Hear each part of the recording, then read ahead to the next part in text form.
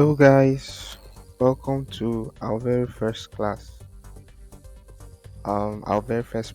class rather, um, which is basic Excel class. So in this class, basically what we'll be doing is we'll be covering all we need to know in Excel for us to start working on data analysis with Excel. So this is just for those who are very new to Excel or who don't know anything about Excel. So if you are very comfortable with Excel, feel free to skip this video.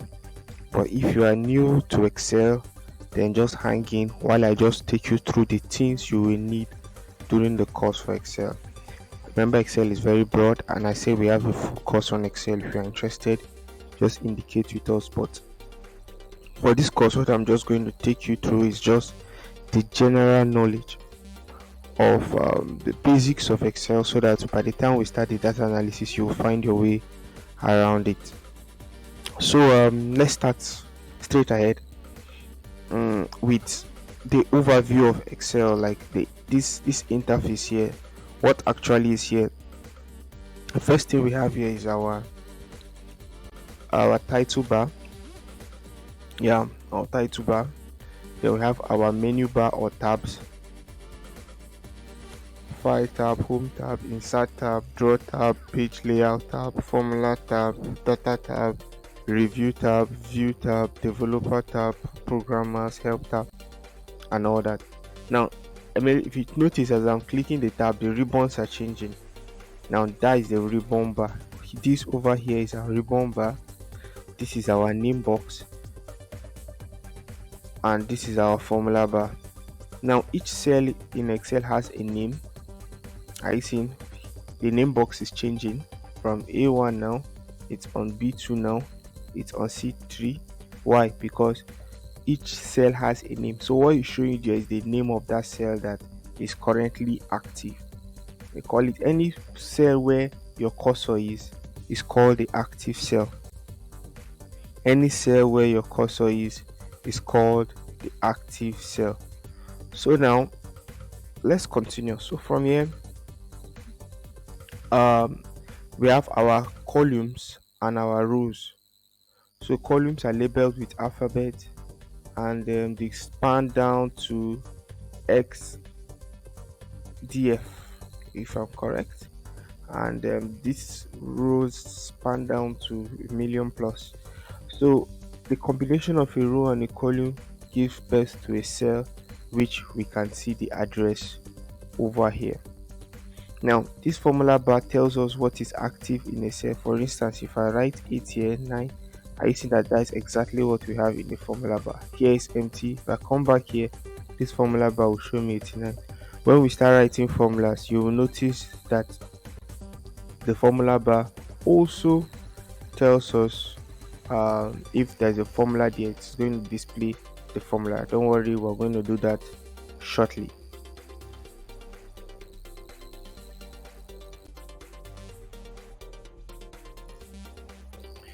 All right, the next my next page here, these are pages, is autofill. So autofill is a very important concept I want us to discuss. Now, how does it work? For instance, I want to write 1 2 3 up to 50. In Excel, I don't necessarily need to start writing 1 2 down to 50. All I just simply need to do is I need to write 1 and 2, just the way I've typed it over there, and then quickly highlight both of them and begin to drag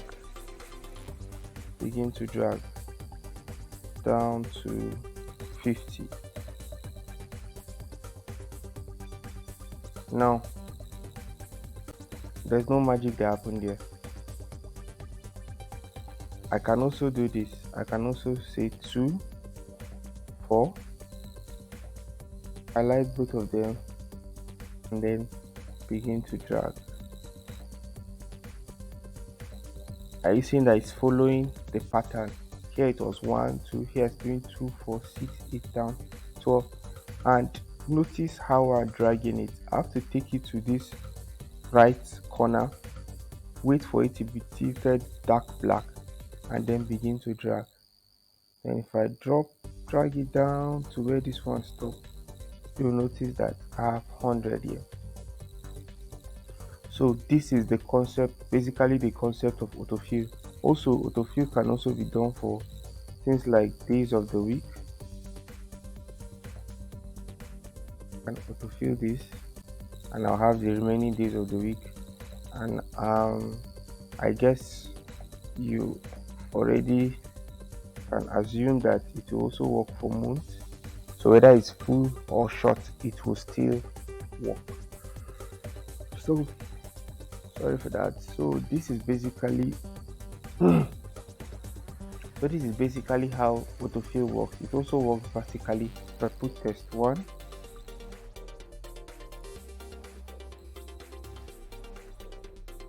test 2. Now after typing, to move to the left or right, you use your tab key.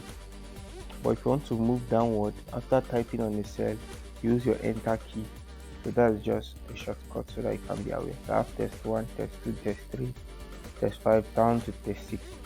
So just have this at the back of your mind. You are going to find it very handy during this course. Basic arithmetic in Excel. Now we also have basic arithmetic in Excel. Now just like programming languages, Excel too has what it's used to recognize how to do its own computation. So if you want to do a computation in Excel, number one golden rule, or the very important emphasis I need to emphasize on, is that you need to start with an equal to sign. So I'm going to put my equal sign here. Then I can now start trying what I want to try. I personally use Excel as a calculator, and you can also do the same. So let's say I want to do 3 plus 3. All I need to do is do 3 plus 3 in here, enter. So I have my 6 here. Now if I click here and I look at my formula bar, remember our formula bar, you always notice that what it has actually changed to 6. The same thing here. If I do 9 plus 2, 9 minus 3, I have 6 here. If I check it, I have what? 9 minus 3. The same thing here. This is my division, equals to 10, the one directly under the question mark, 10 divided by 2. We have our 5 here. And also if I do equals to 3 asterisk here in Excel is multiplication. 3 times 3, I have 9 here, and power, that is raised to the power of, if I say 5 raised to the power of 2. See, now I made a mistake, I didn't put my equals to, but let's just go ahead. You see it didn't work, so I need to come here and type the equals to. I can also type it here or anywhere I want. It will still show here. If I click my enter now, I have my 25. So is that not amazing? Yeah, it is. So we are going to also be using this during the course, hopefully. So I believe you should just have this at the back of your mind. And then Excel, lastly, the last concept I want us to discuss for today is that Excel also follows BODMAS. Remember BODMAS, when we're taught bracket, of, division, multiplication, addition and subtraction. So when Excel is doing a computation, let's say you are doing more than one calculation and you arrange them, Excel is not going to follow the way you arrange them. Excel is going to follow BODMAS to solve it. So for instance, if I do equals to, like the example I have above, 5 times 3, so 5 minus 3 times 2, and I press enter, I think it's giving me -1. But maybe what you're expecting was 4 because you wanted 5 minus 3 is 2. 2 times 2 is 4. But Excel is giving you -1. Why is Excel giving you this wrong answer? You might wonder, Excel is giving me a wrong answer. No, what Excel did is because multiplication comes before subtraction in BODMAS, Excel is doing 3 times 2, which is 6, and 5 minus 6 is -1. So that's just exactly what Excel is doing. Same here. Let's say we have our y is equals to 10 plus 20 all over x. When x is 2, our y is supposed to be what? 10 plus 20, 30 divided by 2, 15. But that is not the case. In Excel, it's going to give us 20. Let's check it out and see. So I'll say equals to 10 plus 20 divided by 2. Pricing is giving us 20. What we're expecting is 15. So how do we correct that? Is by still applying the law. Let's put in a bracket. Remember that bracket is the first bracket of division, multiplication, addition, and subtraction. So if I put a bracket here, that means I'm forcing Excel to make sure that it does that one first. I have 15 here. So that is it about BODMAS. Now before we close this section, let's go back to Autofill and let me say something about this Autofill. Now in Autofill, we can also autofill our computations. For instance, let's say I have okay, let me delete this test 2 down to test 3. Let's say total test 4. If you want to increase your column, just go up here. When it changes dark black, you can just push your cursor this way and you extend it. The same thing for row. You can do the same thing for your row here. So let's say our test 1 here, we have 3, 6, 9, 10, 7, and here we have 5, this, and this. I want to find the total test score. Instead of us to do equals to 3 plus 5, we can just say equals to whatever is in this cell by clicking on this cell plus whatever is in this cell and click enter. Let me do it again. Equals to whatever is in this cell plus whatever is in this cell. This is supposed to give us 13. By the time I click my enter, I have 13. So instead of doing for all of them also, what we can also do is that we can autofill this. So if I come here and I hold this and I autofill downward, I've gotten for the rest. So if I click here, I have 9 plus 3, 12. Click here, 10 plus 2, 12. And if I click here, 7 plus 8, 8, 15. 7 plus 8 is 15.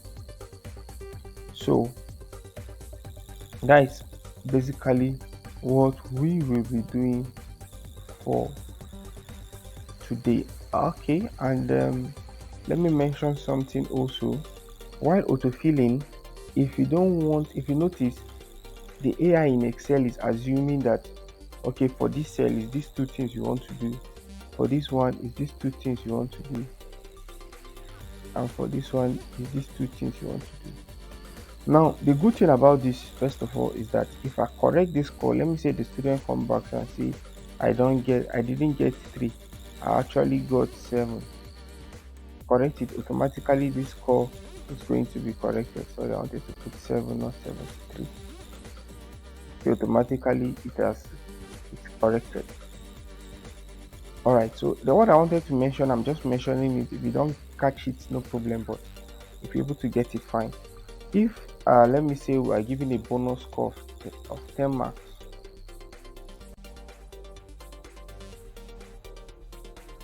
let's say bonus score of 5 marks. Now in this case, that means your total score is going to be all these plus this cell here.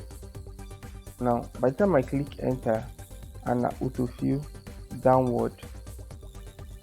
Another way to autofill is just to double click when you see this black cursor here. If you just double click, you're going to autofill. So if you check 5 plus 7 plus 5 is 12, plus this 5 is 17, but this person is still retaining is 13, this one is still retaining is 12. Why we autofilled? So what exactly happened is that when we now came here, it's now doing 6 plus 7 plus this one below here. Are you getting it? And here is doing this plus this one below here. This one is also changing. Remember that this time around it was changing but it's correct. This time around it's changing but it's not correct. How do we address that? In that kind of case, we use what we call fixing. So you come here, you either press F4 on your keyboard. If you press F4, a dollar sign is going to appear there. But if you press F4 and it doesn't work, you can type it manually. You can just type your dollar sign in front of your L and another dollar sign in front of your I. So what you're telling Excel is that while you're autofilling, don't autofill this one. Just leave it like that. So I'm going to click enter. So now if I autofill it downward, you will notice that each of them included that 5 extra. Alright guys, so I think that will be all for our class for today. So see you guys in the next class. But our next class, we're going to be starting with our core data analysis for Excel. Thank you.